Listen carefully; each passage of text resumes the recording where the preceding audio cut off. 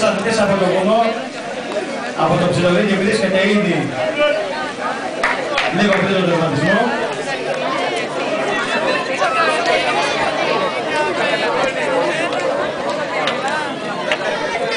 Κούντος ρε παιδιά. Κούντος, άτος.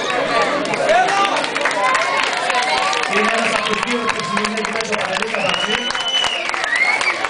Προγραμματής Ελλάδας στον υπερμαραθώνιο και από τον Ιούλιο θα φτάσει στο παγκόσμιο πρωτάθλημα στην Φιλανδία.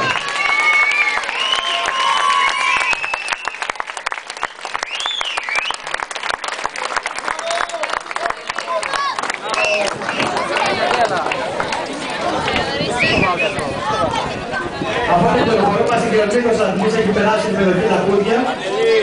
Είναι πάρα πολύ Έλα, έλα μας. Καλώς όρισες. Μπράβο Παντελή.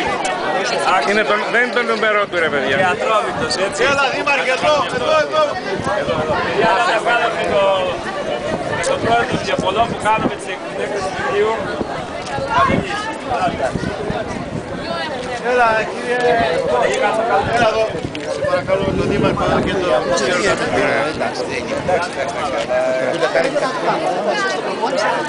Έλα Δήμαρχε μας εδώ να σας καλούμε μαζί. Έλα Αντρέα, έλα και εσύ. Γιατί δεν μπορούμε τον άγροφο. Μισό λεπτάκι ακόμα, μισό.